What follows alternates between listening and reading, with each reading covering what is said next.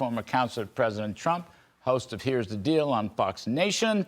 Rich Lowry, editor-in-chief of National Review. Jason Chaffetz, former Utah House member and a Fox News contributor. Ladies and gentlemen, thank you for coming. Kellyanne, I begin with you. All right, you heard it. Ain't that stuff true? Early voting, registration, a bigger working class coalition, the center of gravity's changed, the country's broken. I just kind of put stuff up there, hoping you might say one of them's right.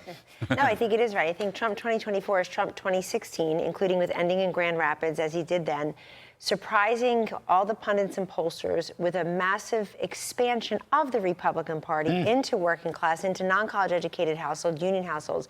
But Larry, now it's overlaid with a 4-year record as president, and it's overlaid with him being unafraid to go into urban areas, him being unafraid to go into so-called blue counties and blue states, whatever that means these days, and make the case. And as the country has gone more to the right, become more conservative over the last 4 to 8 years, the Democratic Party, in swapping out Catholic Scranton Joe for San Francisco radical Kamala Harris and Tim Walz, who probably is to the left of her on most things, He's as nutty as culturally, she is, and he's got the more recent voting record to prove it. They've gone the opposite way that the country's been going. So that's where I think Trump also fills in some of these gaps. Look, I think that their closing arguments are very fascinating to me. He's saying, are you better off than you were? I'll say 5 years ago, not 4, since we had a global pandemic and global unrest. But do you want Trump 2019 and all the growth and the wages and the economy and the low interest rates and the low unemployment? Do you want Kamala 2019 when she actually ran for president on her own and we saw who she really is? Then he's saying she broke it, I'll fix it. And then he's saying, we're going to have a golden age. It's optimistic. I'm shooting for the stars, literally and figuratively. And it's forward-looking. It's fabulous. You've got to be optimistic. Golden era stuff is fabulous. And it's forward-looking. It's not just looking past. What is Kamala doing? They're basically picking up where they left off in 2016. 51% of the country votes against him. So that's enough for us. It's not enough for her. She should be running away with this if that were true, and she's not. He's on the precipice of really digging into that popular vote, of all things, and I think he's going to have a narrow landslide. I think he's going to win 5, 6, or 7 of these 7 swing states. Whoa. Rich Lowry, weigh in on this. I mean, it's a different Republican Party. Now, I'm not saying it's brand new. The coalition, the working class party, is not brand new. Right. Mr. Trump rang that bell in 2016. And since then, it ebbs and it flows. But I think it's reaching high tide. I think the coalition is larger. I think he's going to do a lot better with Hispanics than ever before. I don't know how pollsters incorporate that stuff. I'm not confident. What do you think? And is he sufficiently optimistic, as Kellyanne said? Is he ending on a positive note? I love the golden era stuff, and I don't mean the gold standard. It's just the golden era. I always have to make the distinction. I have to make that distinction. But in any case, this educational sorting between the two parties is not new. It had been happening in the U.S. prior to Trump, but Trump amplified and underlined the trend and the promise of it always. We tend in punditry to talk about the white working class, but they're not the only working class people in the country, obviously. So there's potential for the party to become more multiracial. And it seems as though we could see that tomorrow night. I think we'll certainly see it with Latinos, and we could see it with black males as well. And just take a step back. The outcome matters a lot, obviously. But with all that's happened and all he's gone through, all the lawfare, all the indictments, a bogus felony conviction in New York, to be on the cusp of the presidency again is extraordinary political and personal accomplishment. It's potentially the greatest political comeback in American history. I just want to put that in. I don't know how it's going to work tomorrow. None of these polls are votes anyway, so we will see. But, I mean, potentially, there's almost nothing like it on record. Well, there was nothing like 2016 where he had the greatest political upset, and I think that same person can have the greatest political upset. But do you think? Again. I mean, do you buy it? This is in the cards. You'd rather. Remember what Mark Penn said? He'd rather be Trump. This is last night, Sunday night. The world's not going to change in 24 hours tonight. Do you buy it? I think Donald Trump's going to have a great night. I think he's going to be premature. No, I think he's going to be north of 300 electoral votes. I think I'm like Kellyanne. I do believe. Look, more than 2/3 of this country thinks they're on the wrong track. So you don't continue on in perpetuity with the person who says, I'm no different than Joe Biden, and continue on with that. I don't think she can define the word inflation, let alone solve it. And if your core thesis is only, hey, I'm just not that guy, you don't have enough to offer America. And that's where Donald Trump is on the right side of the overwhelming majority number of issues, the issues people care about, their pocketbook, inflation, they care about safety, they care about security, they care not just about immigration because the border's not secure, but because they're now going to a class where 5 kids are in their class and they don't speak English, and their kids suffering and not moving ahead the way they should, and then the world's on fire. And Kamala Harris is over there saying, well, I can't tell you the difference between me and Joe Biden. This is stuff, the country in many ways is broken. It's broken. The economy is broken. The cost of living is broken. Affordability is broken. The border is broken. Crime is broken. Public schools, parenting is broken.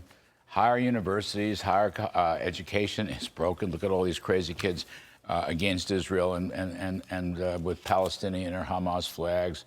The international side is broken. We have several wars going at the same time, and Biden is appeasing it's broken. So I'm just saying, when Mr. Trump says, she broke it, I can fix it.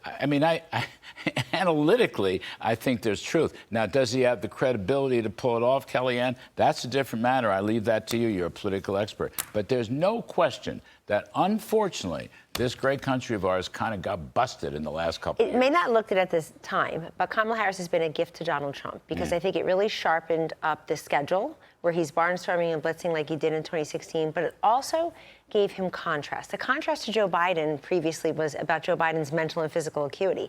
The contrast to Kamala Harris is on policy and performance. So he doesn't just say, I'm going to cut your taxes or I'm going to dereg again or I'm going to end these wars. He finishes it with, and look what she did. I'm going to secure the border. She's the border czar. 10 million people have come here. I'm going to cut your taxes again. She's going to raise them. I'm going to do dereg. They give you an EV mandate. They have 8 charging stations. They're 492,000 or so short. And so I love the contrast. That's what voters do.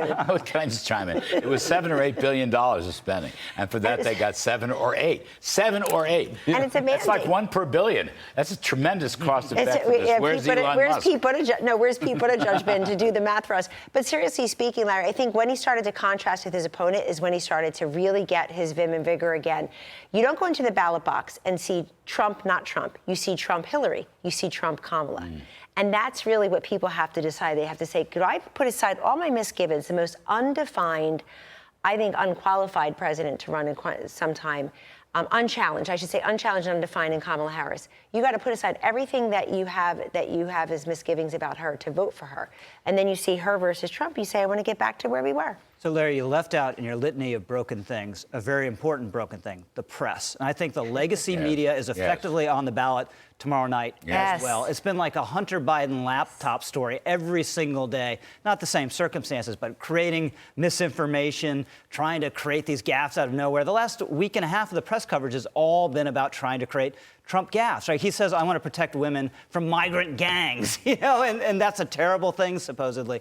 So it's hard to believe, we've said this throughout our careers, the media couldn't get worse, but it's steadily gotten worse. And this is the very worst it's been so far. And Donald Trump has gotten much better on the social media. He goes out there with Joe Rogan. He goes out there with Elon Musk. He's able to go on X without being suppressed. And that's talking to tens of millions of people on a regular basis. Donald Trump has owned that space. Kamala Harris, she tries to feign it and fake it, and everybody sees right through it. It's a cringeworthy moment, and that's not going to move a whole big sway of people. By the way, just on that point, Trump Media, the stock, is up 8%. Of course. Just, I think, in the last day. It's going up higher than that if he wins, that's for sure. So Trump's winning it, and you could say these markets are rigged, but they're no less or more rigged than in the S&P 500 in general. You said, though, in your article in Fox News Digital, important point, she's a rookie.